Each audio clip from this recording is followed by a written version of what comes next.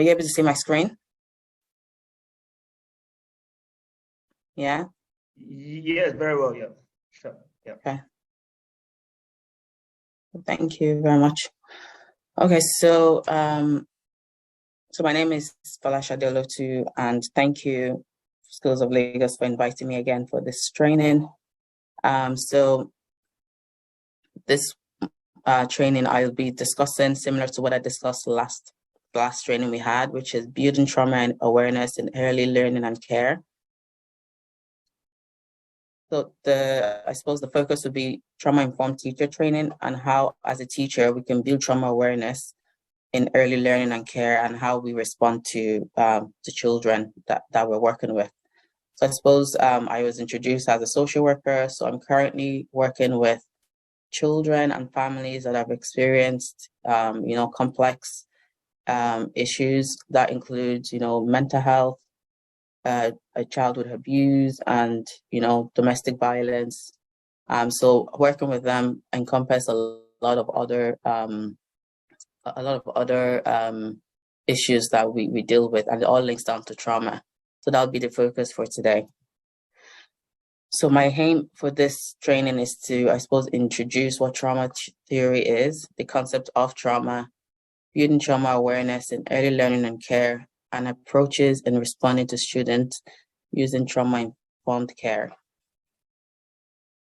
I would also appreciate if we also unmute ourselves a few times, because there'll be a few discussions, just so we can, I suppose, teach ourselves really, because different people have different experience with the student they're working with. So if there's any sort of input you can add to this training, that'll be definitely appreciated as well. So this first discussion is, when you hear the word trauma, what events or experiences come to mind? And what kind of response do we as a society or culture have to these? So if there's anyone that can respond to this. So when you hear the word trauma, the first thing that comes to your mind, what do you think of? Is it an event? Is it an experience? Or, and as, African society or the culture that we have or we hold, how do we respond to this? So if anyone wants to answer this, it would be very helpful.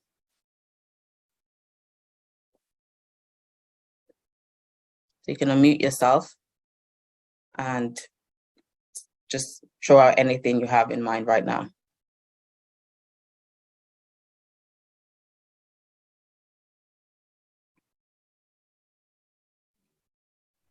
Yeah, please feel free to unmute yourself, please. All right, thank you. Thank you. So wait, okay. Or you can send your question on the chat room. All right, thank you. So someone, what trauma, what event or experiences come to mind? What kind of responses do we have as a society, culture, how to deal? Okay.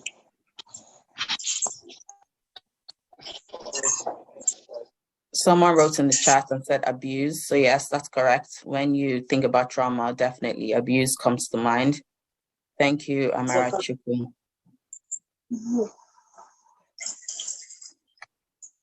Anyone else, when you think about trauma, this would really help the rest of the participant on this training. What do you think of? Okay, good afternoon. Good afternoon. Yeah, talking about trauma, it talks about emotional hurt. Okay. Yeah, that's from another point of view. I suppose, thank you. But what kind of response as well do we think? How do we respond to this coming from, I suppose, an African culture?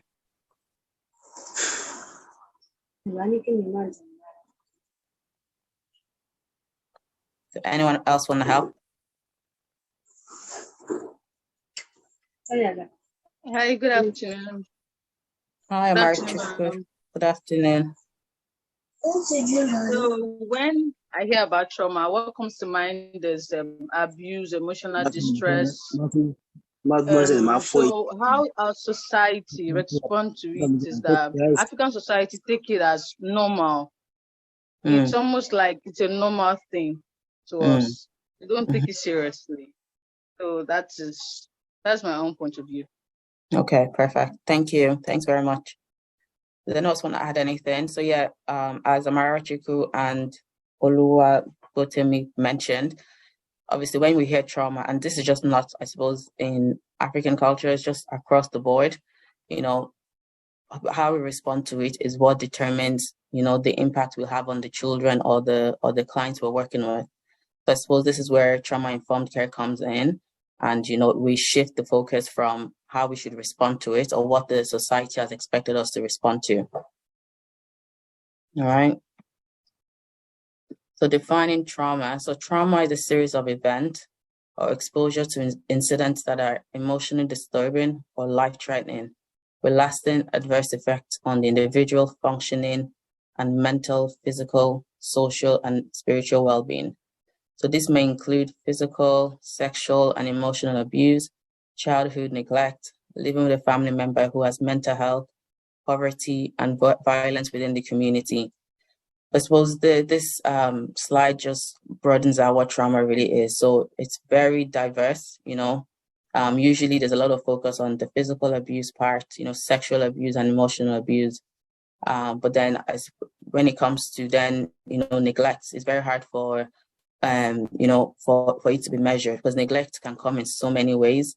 Neglect can be, whereby a child, is being neglected. Maybe the families are not home to care for their needs, or even if they are home, they're not really paying attention to, what support the child needs. So all this sort of abuse can, determine how this will affect the child. So there's psychological trauma. So this is a psychological trauma is an emotional response to a deeply distressing or disturbing experiences or a set of experiences. So due to psychological nature of this, trauma experiences are subjective and are often impacted by other social, environmental, and historical influences. So I suppose this slide is trying to say that, psychological trauma is very much individual. Everyone has different experience to how they see the social or environmental aspect of life. So, as individual, we might say, okay, a war that's happened in Afghanistan, because we haven't experienced war, we don't see that as trauma. But for other people that are living in society like that, they're very much affected by the trauma that they've experienced. So it's about understanding that it's very subjective.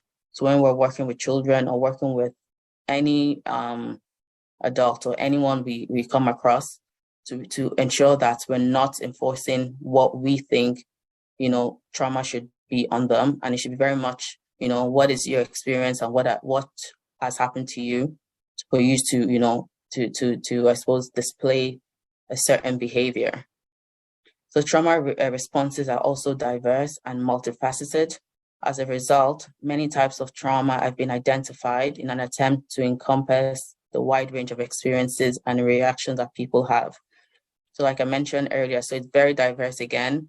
There's different form of traumas, there's different way that, we respond to trauma, but then it's about, again, ensuring that we're not enforcing what we believe trauma should be.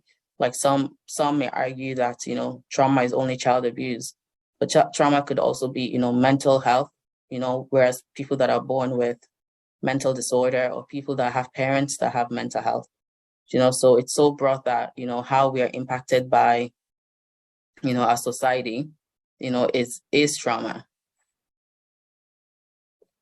So this part is about how, I suppose, when we talk about trauma as well, we go down to childhood and when we were born. So the infant brain is designed to adapt to its environment. And over the first 3 years of life, it undergoes a process of pruning and priming. So what this is trying to say is for the first 3 years of a child's life, how they're impacted and adapt to the environment plays a role to how, they view life. So I have a video that I'll play just shortly. If you give me a minute, I'll try and play this. Hold on.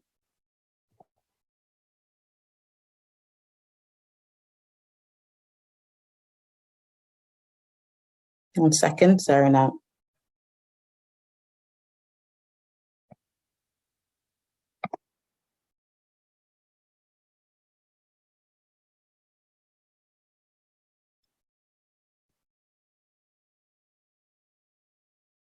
Sorry, 1 second, just trying to opt out of it.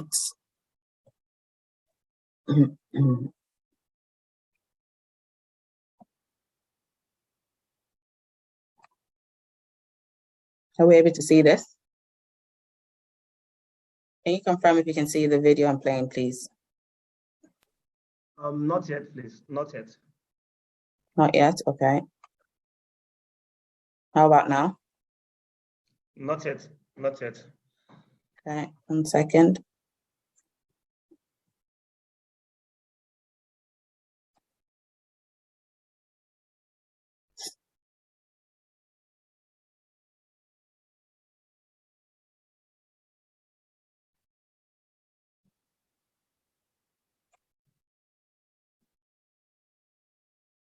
How about now? Is this better? Yeah, good. Yeah, good. Good. Perfect. Yeah. Thank you. All So right. like I mentioned, so this video is just a short video to explain how the brain of a child works and how the 3 years of their lives, impacts their adulthood. So it'll just be a 1 minute, shortly a 1 minute video. A child's experiences during the earliest years of life have a lasting impact on the architecture of the developing brain. Genes provide the basic blueprint, but experiences shape the process that determines whether a child's brain will provide a strong or weak foundation for all future learning, behavior, and health. During this important period of brain development, billions of brain cells called neurons send electrical signals to communicate with each other. These connections form circuits that become the basic foundation of brain architecture. Circuits and connections proliferate at a rapid pace and are reinforced through repeated use. Our experiences and environment dictate which circuits and connections get more use. Connections that are used more grow stronger and more permanent. Meanwhile, connections that are used less fade away through a normal process called pruning. Well-used circuits create lightning-fast pathways for neural signals to travel across regions of the brain. Simple circuits form first, providing a foundation for more complex circuits to build on later.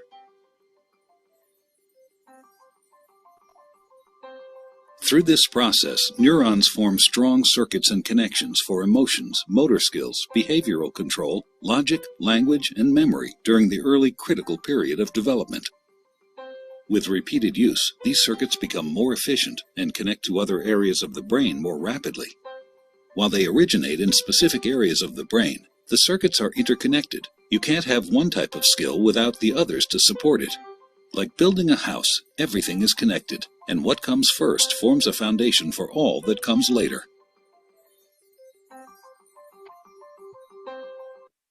I hope the video was loud. I know it wasn't that much loud on my part, but I suppose, like I said, the video is only showing, the brain and how the first 3 years of a child's life is impacted by the brain.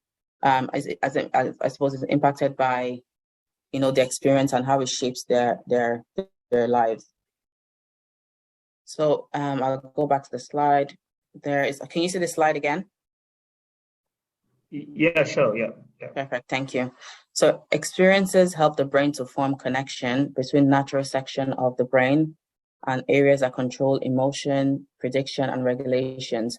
So babies who have experienced abuse and neglect show different brain patterns than those with secure attachment experiences.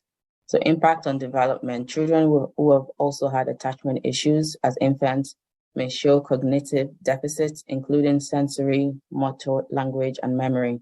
So I suppose this is trying to also explain the impact it has on a child's development.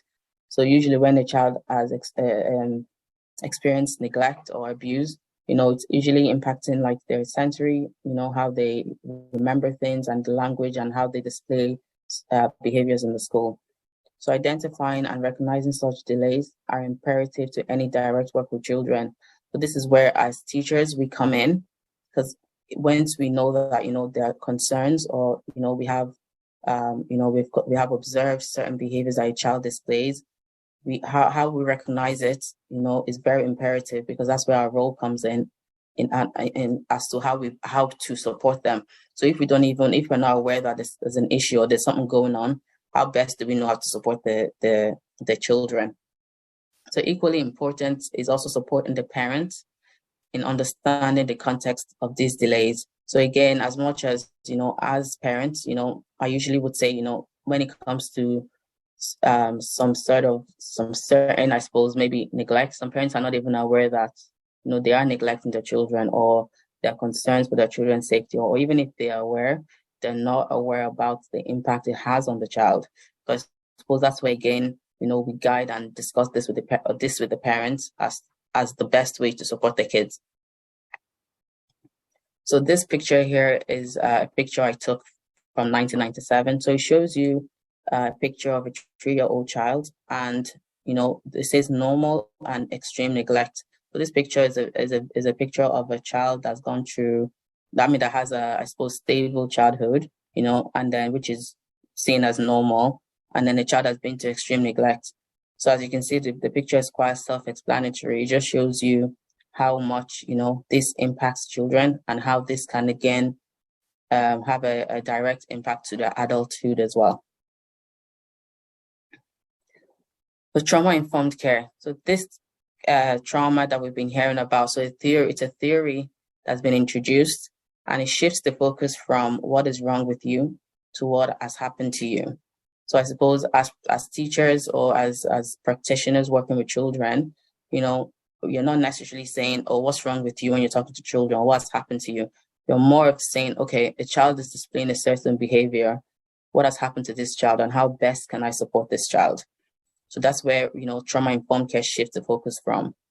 Traditionally, we're used to, blaming children, or necessarily blaming the parents, and saying stuff like, maybe, for example, a child is spoiled, or a child has no manners, so many other words and languages that, we're not aware of. So this trauma-informed care then shifts the focus from actually, maybe you need to stop calling a child, or you're spoiled, or you have no manners, or whatever word that it is that we use to demeaning a child. It then goes to what has happened to this child, how can I support this child, and things like that. So we'll go into that further in the presentation. So a trauma-informed approach to care also acknowledges that organizations working with children needs to have a complete picture of the individual's life situation, the past, the present, in order to provide effective healthcare services. I suppose this is trying to explain that, when you're working with children, and it depends on, I suppose, the age of the child, when the child has, maybe from a school perspective, when the child is attending your school, we need to start acknowledging the fact that, what is going on for this child, and not necessarily looking at them from them being in your class, and then, I suppose, using a judgmental approach rather, in responding to the needs of the child. So we need to get a complete picture on how best we can support them. So adopting trauma-informed practice can potentially improve the engagement of a child, treatment of staff, and better outcomes for all. So, and I give example, like when you're working with clients, so you're working with, children that are displaying behaviors, they're trying to tell you something, and that is where, as a professional, you need to, reflect and see how best you can hear what they're saying, because then once you're able to adopt the trauma-informed practices, the children will engage more, you have a better outcome for all, and also for you as a professional, you're able to understand as well, that you've impacted someone's life as well positively. So I used this picture the last time, but it's just to show you like how powerful, the picture says. So it's showing you an elephant in the room with someone beside the elephant. The elephant is very much big. Everyone can see the elephant. They know that he's there, but no one knows exactly what is going on for the elephant.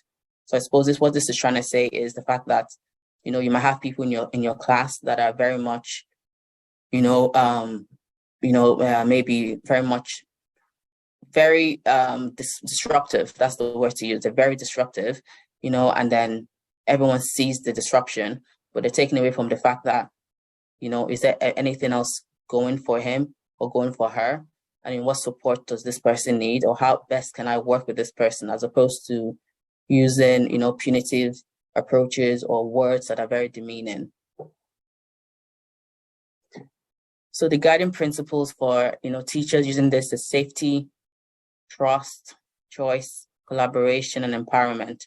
So I'll go through this as well in the next slide. So I suppose it's just showing you that if you're using trauma-informed care, these are the guiding principles. It doesn't necessarily have to be used together, but it's just about understanding that the safety, the client needs to feel, or the child needs to feel safe when they need to speak with you. They also need to feel like they can trust you. You need to be able to empower them, to listen to their own voice and let them tell you what exactly they want you to support them with. So why is this relevant as a teacher? So I suppose children tend to spend a lot of time in school, and the different behaviors will be observed in a school setting. For some students, the school is seen as a safe space or even a getaway from what is going on in the home. So how a teacher responds to a student will determine the support that would be provided and would allow the child to be seen. So this is very relevant to us as teachers, because the kids spend, most of the times in the school setting. That's where first in the morning they're gone, after school they're gone home, they're gone back again on Tuesday. So it's very important that, for teachers, we're able to support the children to understand exactly what is going on for them. And for some students, they do see the school as a safe space because they're going away from what is going on for them at home. Some of them might have parents that are in, domestic violence relationship, parents that have neglected them emotionally, physically, and in some cases, we have children that are also experiencing sexual abuse in their home. So coming to the school is their own way of getting away from, what is going on for them. So as a teacher, it shows how it's very relevant for us to know how best to support these children. And I suppose we'll go into that as well in the next slide, whereby how can you support children? Because it seems like a big ask, but it's really about ensuring that you see the child, you can see them beyond, their behaviors that are displaying, and, trying to support them to what they're not saying. So students' well-being, relationships, academic performance, and school involvement may all suffer if a teacher uses a punitive approach when a particular behavior is displayed by a student. So it's very easy for us as teachers to, to punish a child. It's very easy for us to say, yes, you're just being very disruptive, or you just don't listen to the rules of the school. It's very easy because that is the approach that we've been taught to use, and that is exactly that works in the school setting, but then once we adopt this trauma-informed, you'll notice that, the relationship and the academic performance of a child, improves drastically, because then, like I said, they're being seen and they feel like someone is there to support them. So understanding a child through their lens is also an important aspect of trauma-informed teaching, and it is critical that we incorporate it into our work to ensure the child's safety. Again, it's not about what we observe or what we see as trauma. It's not about what we believe should be trauma. It's not about how we think we know the child. It's really about, what is going on for this child through their own lens. How can we, support the child as well to ensure their safety? And this would normally go down to, the policies you have in your schools, and if, I suppose, as professionals or as teachers, you think, there should be a review of policies, of procedures in your school setting when it comes to maybe child safety. That's where, as teachers, again, it's very relevant to go back to the principals or, the head of the school, or, in your meetings, and, I suppose discuss what your concerns are and how best you think you can implement trauma-informed in your school setting. Because like I said, it does improve relationships, the students' well-being, and, just in general when it comes to the child's being seen.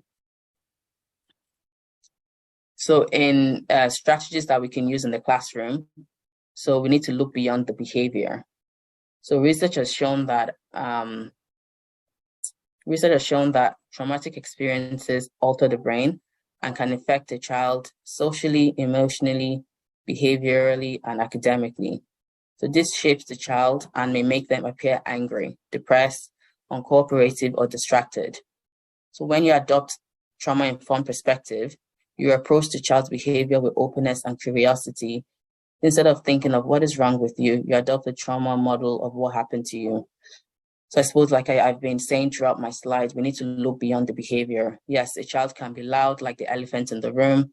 A child can also maybe not be the elephant in the room. It could be a very, very shy child that doesn't engage well, but then you've observed maybe a pattern to how they behave in school, or maybe all of a sudden they're very much, involved in the school setting and they're withdrawn after like a few weeks, or just so many examples. We need to adopt that trauma-informed perspective so that we're able to be open and curious about what is going on for the child, instead of thinking of, this child all of a sudden just became, very rude, or just whatever language again that we use to express, our anger when we're talking about children. So we need to find a better way to be, open and curious. The second one is to build relationships. So relationship are the vehicle to recovery in trauma-informed care.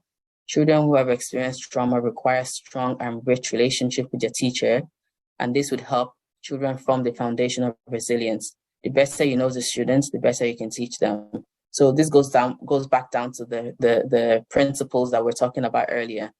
The child needs to trust us. They need to be able to build a relationship with us. You can't use this approach by just going to a school setting and I suppose expecting a child to, disclose what is going on for them. It doesn't work like that, because you're not going to get anywhere. This is where the principle of trauma-informed care comes in. You need to build a relationship with your students. And building relationship can look like, you've observed that, maybe last week they were in better form, this week they're not, and you're checking in on them. You've built a relationship where the child is feeling that they feel seen. They feel like this teacher is able to understand when I'm happy or when I'm sad. Then eventually you've built a relationship with them. And children who feel, they have a strong relationship with their teacher, they'll be able to then, express what is going on for them. And then that way we can use that method, the trauma-informed care, as to how best we can support the child. So creating a safe environment. So teachers play a critical role in making the student feel welcome in the classroom. So student feeling secure and connected in the classroom creates an environment where they can thrive and learn. So creating a safe environment goes down to also the relationship part. The children shouldn't want to come to school and feel scared, or they feel like they don't have any support in the school setting, or they feel judged. So it's very critical as teachers that, the students feel welcome, they feel secure, and they're connected to the classroom. And also goes down to how best we can also work with different children. So it's like having, at home, if you have children at home as well, every child is different, so the same applies for the school setting. Every child in your school setting is different. We need to be able to understand each child, what is going on for the child, and how best we can support the child. So meeting students where they are at. So perhaps as teachers, we may or might have come across students who are disruptive in class. This again could be due to them having experienced something traumatic. For example, they might have observed their parents fighting that morning. So teachers can meet the child where they're at by even just checking in the morning. Again, if you've observed that the child, all of a sudden is very much, is disruptive, or just the behavior has changed, we need to meet them where they're at, see what's going on for them. Sometimes we have students that, seeing their parents fight, that is trauma, because they're observing domestic violence. Or you could have children that maybe that morning they didn't eat any food, or it could be that, that morning the parents, the parents have, maybe hit them very badly. There's just so many things that goes on for children before they come to our school. So then we need to, observe again, build that relationship, see what's going on for the child, for the student, and then discuss it with them. And you'll notice that eventually they'll open up to you, and that'll build the relationship that we're discussing. And accountability. So trauma-informed care practitioners are aware of possible re-traumatization, even if this is unintentional.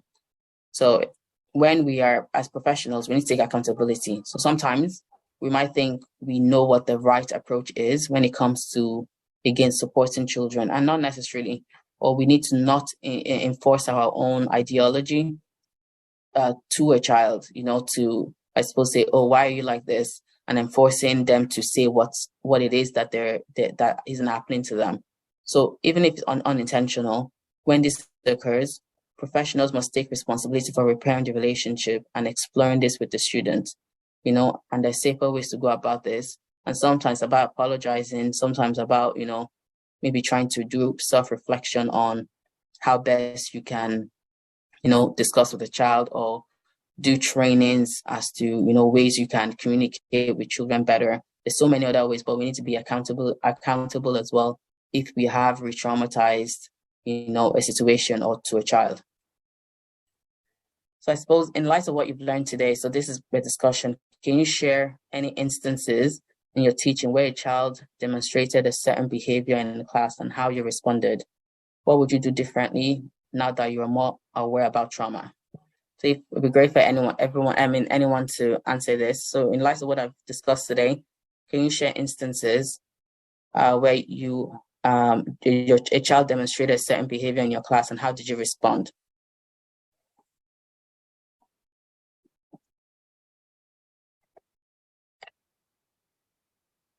Anyone?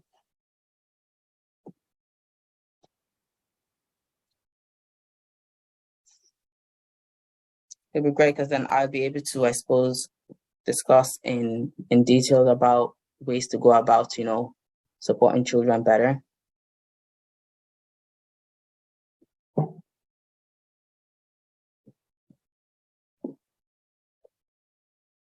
Can unmute yourself.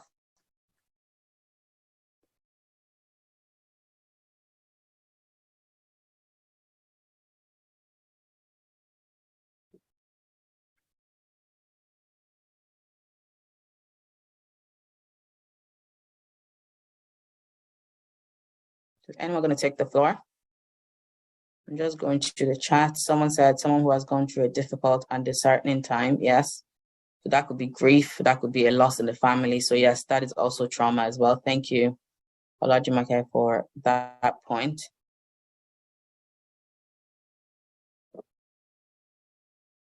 So in light of what you've learned today, can you share any instances in your teaching where a child demonstrated a certain behavior in class and how you responded? What would you do differently now that you're more aware about trauma? Okay, good afternoon now. Thank you, Mrs. 𝙎𝙤𝙡𝙖𝙨. God bless you. Thank you. Yeah,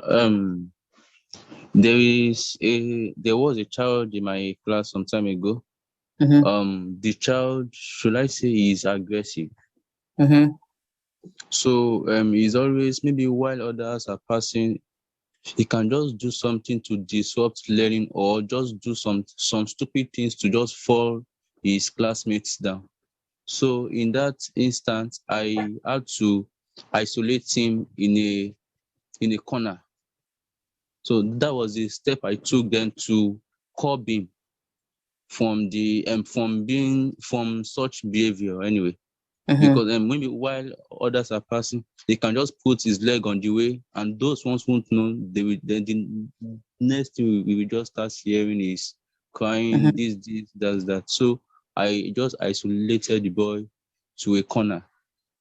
Mm-hmm. Okay. Yeah, so that was, and with that, it was, we were able to curb the aggressiveness and the nonchalance in him. Thank you. And I suppose now that thanks for the example, but now that you know what trauma is there anything you would have done differently with that child?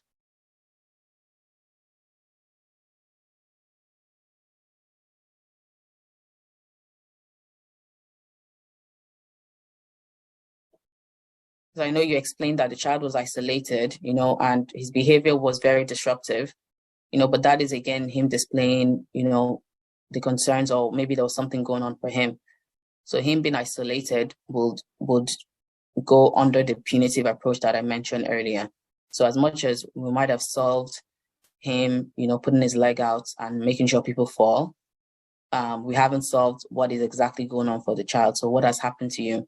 So I'm asking then, now that you know what trauma is, would you have done anything differently for that child? I think it was 𝙁𝙤𝙡𝙗𝙡 that gave that example.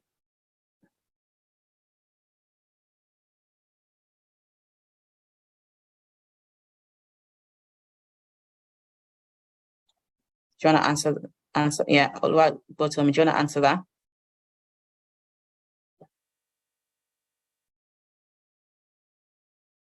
No?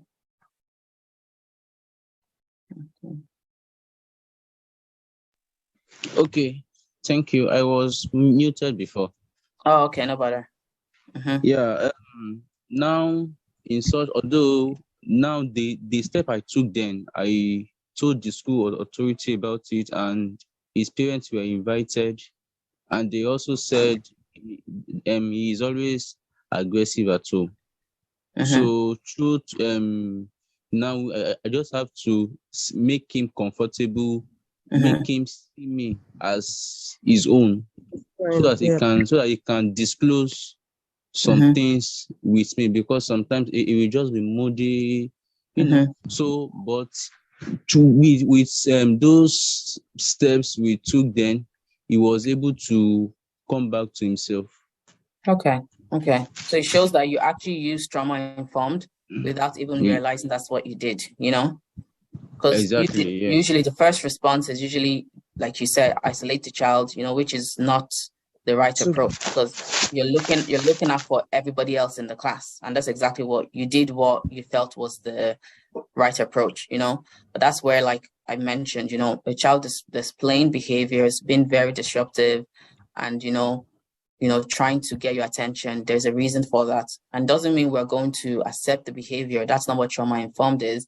Trauma-informed is just telling you that, you're able to look at the situation from a different lens and try to understand what is going on for the child. So thanks very much, 𝙁𝙁𝙡𝙗𝙡, for that question. I think someone else put their hands up earlier. Yeah, I have a question. Okay. Yeah, in a situation whereby, in Lagos now, some people brought in some young boys and girls as their maid. So, and maybe they just decided to help the child by sending him or her to school. So, and in some cases, we all know how human being can be. A child that is not theirs, they can just maltreat the child in a way or the other. So what can the teacher do to help such child? Okay. Yeah, because sometimes the child won't even do our homework. She will just say, I was busy throughout yesterday. When I got home, I didn't have time to do my homework. So what can the teacher do? What can the school do to help such child? Yeah, that's my question. Thanks very much. So I suppose with the laws in Nigeria at the moment, it doesn't really protect children as it should. So with trauma-informed as well, we still have a long way to go in addressing certain law. In this part of the world, trauma-informed can be very much implemented every day, because the law that we have to abide by puts children first. So in the example you've given there, a child being, coming to school, because for the parents, they've taken them to school, so very much they feel like they've done enough. And sometimes it's actually that I'm not sure if there's any engagement with the parents, with the school that the maid child is going to. But if it's a case whereby, again, it's about ensuring that we're not putting the children in trouble, because it's so broad and there's no exact answer to how to address this. All we can really do in this case is, while the child is in school, we are aware of what is going on for her at home. We know that, she's very much, when she finishes from school, she's going home to become, she's working on other things. So then as a school, that's where, that I was talking about, bringing up at team meetings. We've addressed that. We are aware that the child, is in the country or is in our school, but is also a maid. But this is exactly what the concerns are. How can we support that child in the schools to ensure that maybe how they do their homework or the priority of their homework is very different to other students? It doesn't mean we're giving them a better leeway. It just means we know what the situation is, because the country we're in does not allow us to, take the police and say, okay, you cannot do this to a child. It doesn't give that opportunity. So it's now then in the school. How can we support the child in the school setting? And that's where, as teachers, we need to come up with a very, I suppose, appropriate way, because you don't want to, again, go to the parents. In this part of the world, it's very easy for me to say, if that happens, social workers would step in, the child will be removed from their parent. There's so many methods that we use in this part of the world. But in Nigeria, the system is not in place yet.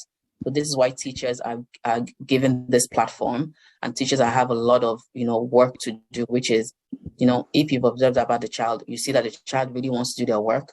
Maybe it's about saying, okay, before school in the morning, you need to do this. However it is that would work for the school setting. There's no exact answer to that, because as a teacher, you would know if there's anything you can implement in the school that would be agreeable to with everybody else. And I suppose that's really how I can answer that question. I don't know if that's applicable. Oluwagbotemi. Can you unmute him at Schools of Lagos, please? Oh, yeah, thank you. That is a very nice response. Rather. Thank you. No bother. Okay, my second question goes thus. Are you with me? Yes, I can hear you. Okay. In a situation whereby a parent let me put it this way: a child is far from his parents. So sometimes during the school session, there will be some programs that parents will have to attend. So and during those programs, because the child parent is not around, the child is always traumatized concerning that. So it is always obvious in the child. So on such programs, so what can the school now do to help the child? Again, sorry.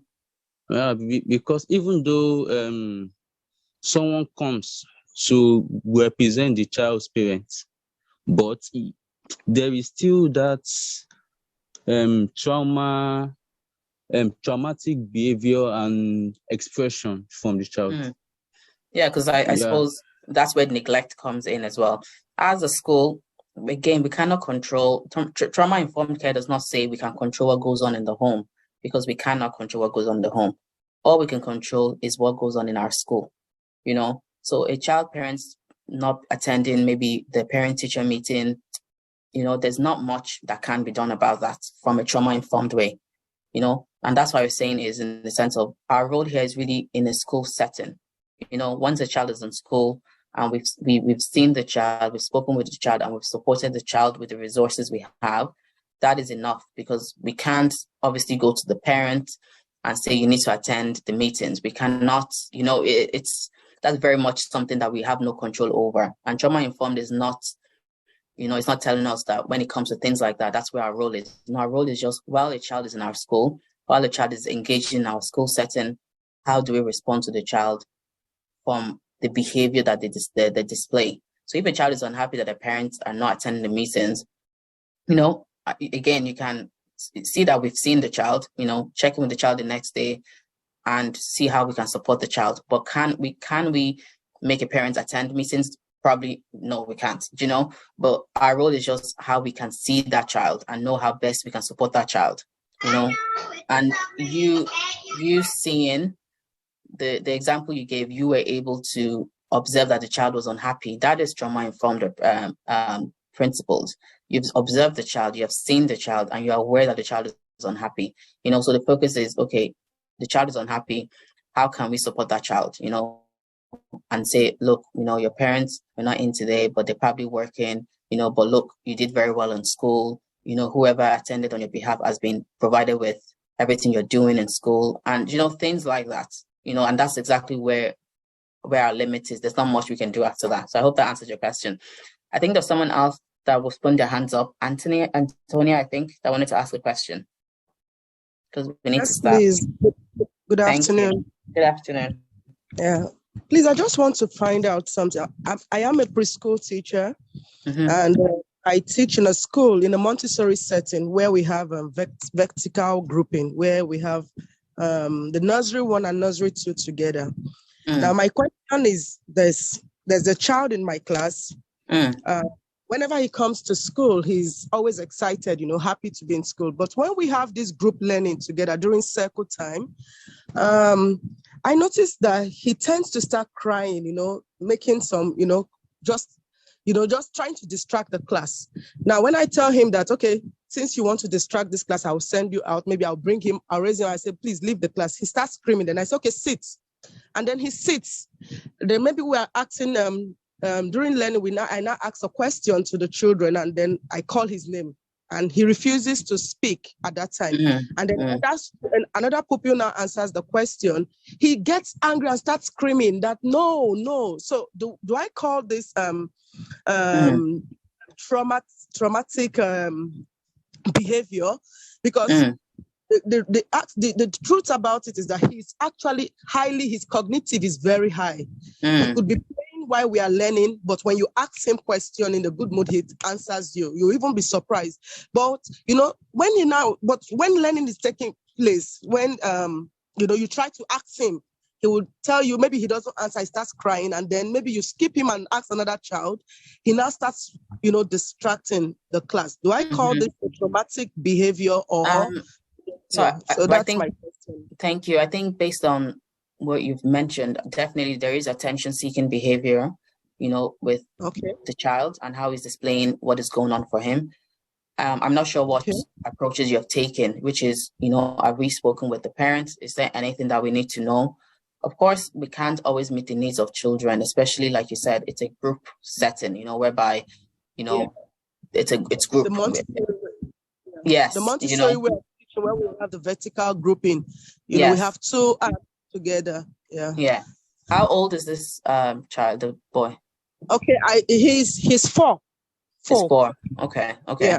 So I mean, this is where, as teachers, I'm not sure with the parents if this has been discussed with the parents. Not all behaviors are trauma. Some behaviors are just attention seeking, and sometimes it's very hard to be able to differentiate that, but as long as, within the policies you have in your preschool, what is it that you've put in place to ensure that the child... Okay, when the child, the mom came for the open house at the PTF forum we normally have, when I told her that, she said he does that sometimes for attention, but sometimes she doesn't know. But she insisted I should hold, something as in if at home that she gets a stick, just a cane. But I told her in our own school we don't do that. We don't beat the children. We don't raise our hands because it's not even advised. And I myself, I don't believe in that because using cane to flog doesn't bring result out. Rather, it hardens a child. So she now said the only thing is I have to raise. I said what I try to do is I change my tone of voice to be firmer. I think when my voice changes, he now adjusts his behavior at that time. But at that time, even with that, he distracts learning. So I don't know if there's any other means or any other way, that's any other advice I can get we are resuming in the next section next time, because he'll be moving to the nursery too. So he's still going to be with us, and we have the new children coming into the class, so that he doesn't distract the younger ones, because he'll be a senior. That's we call them senior nursery too. So if there's any advice I can have or get, and I think you're doing the right thing. And I think what you need to have is also consistent. Be consistent with your approach. When it comes to him. So if you have a method in place, I know the parents were saying the punitive approach, like you said, it doesn't necessarily work, so you need I suppose being consistent. The first time might be difficult, the second time he might again disrupt the behavior. But I think over time, when he sees that my teacher Antonia has been consistent with how she responds to me, eventually he will understand the routine. Children like that need structure. So let's say if today you're friend with him and tomorrow you're like, oh, what's wrong with you? Let me give you a hug. No, he needs consistency that would work. So if it is a matter of like asking him the question first, I'm giving an example now because I'm not in a school setting, but asking him, the question, and you see that he doesn't respond, and maybe giving him like maybe 2 minutes, 1 minute to say, okay, 1 minute, I'll give 1 minute, you want to answer this. If it doesn't, you go on to the next person and be consistent with that. And if you do that over a period of time, you'll notice that he'll become aware of the structure, So of course, he is displaying the behavior due to attention seeking, and attention seeking is also linked to trauma. It doesn't necessarily mean it is trauma, because it just means there's a reason why he wants attention. It could be that maybe at home, his parents don't give him attention, so he feels like he needs to display the behavior for him to be seen. So he is displaying what is going on for him in the home. So then as a school, like I've said repeatedly, is then our role to. You've seen the child, so you've actually adopted one of the principles of trauma. You've seen the child, you've observed the behavior. So it's now about, okay, what are the solutions here? And consistency. Once we're consistent with a safety plan, it's about adopting a safety plan and ensuring that, maybe all the other teachers in the school adopt the exact plan. Once everyone is in line with this plan, you'll notice the shifts then in his behavior. Again, it doesn't mean, do you know what I mean? It doesn't necessarily mean, oh, this is what trauma is. It just means a child is showing you a behavior and he wants you to see him, which you've done. But it's about how do you now respond to it effectively to support him.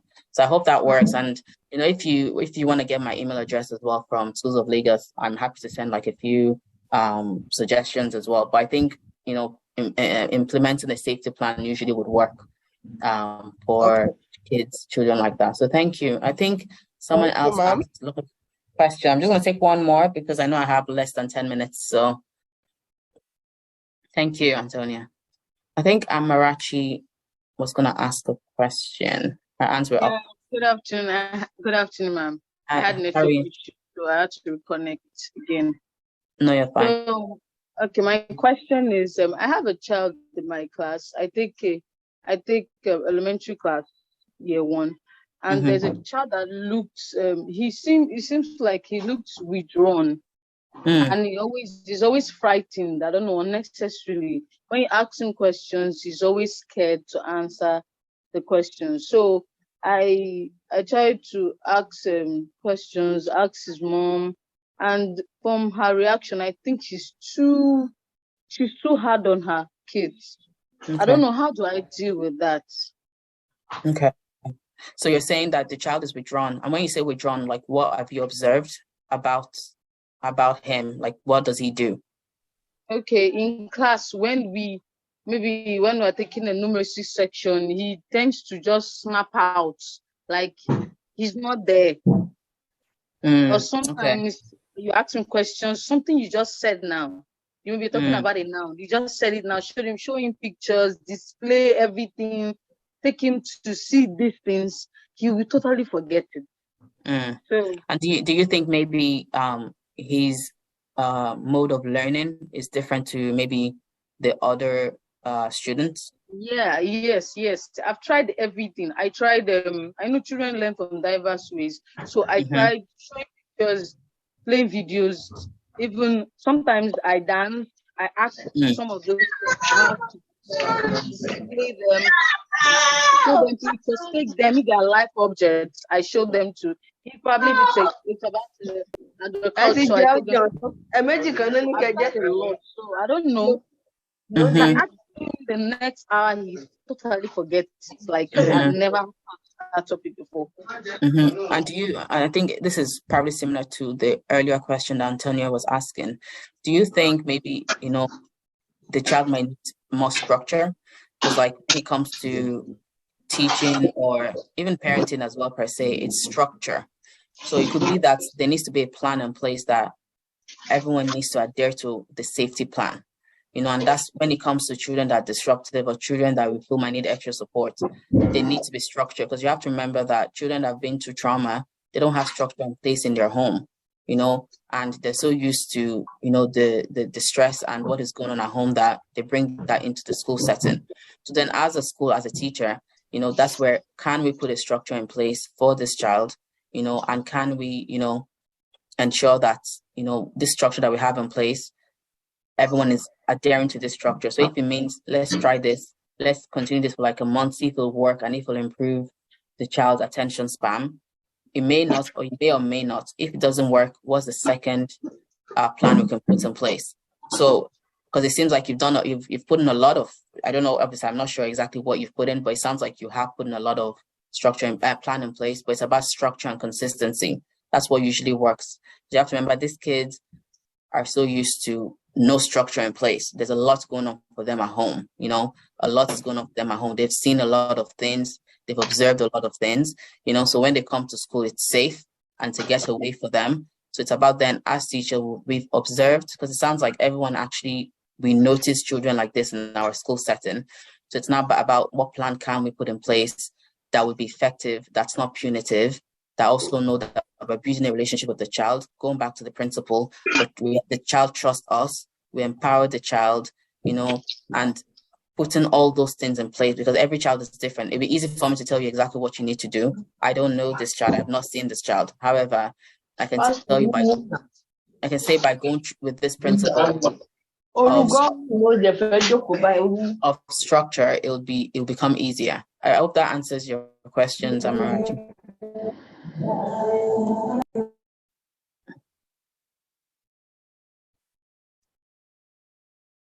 Is Amarachi still there? Is she gone?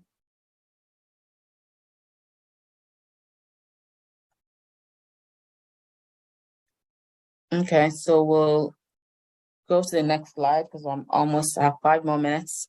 Hold on. So this slide is around trauma and self-care, and it shows the importance of, as teachers, we need to look after ourselves. There is a lot of, you know, expectation for teachers. There's a lot of, you know, how we should respond, how we should not respond, but we need to have certain skill in how to recognize trauma, you know, and to ensure that our own experiences does not impose how we respond to trauma, because everyone has been through, you know, some sort of trauma as well in their life and in their childhood, you know, and sometimes we can be overly, you know, protective or overly involved in certain sort of behavior that we see. Sometimes it might not be trauma, sometimes it could just be a child having a bad day. So this is where, you know, self-awareness come in. You know, we need to be self-aware, we need to be intentional. We need to ensure that, you know, we're also not enforcing again our own expectations on the child. So that's it. So I can take one more question. If there's any questions, but if there isn't, I know we're already on track. So if there's anyone that has a last question before I stop sharing, that would be great. So is there anyone before I stop sharing?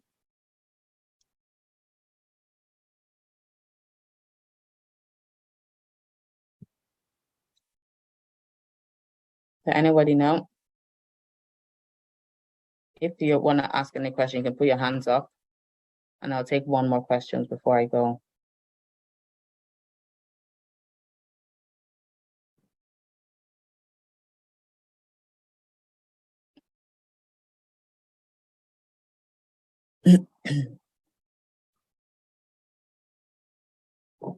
I think that's everything.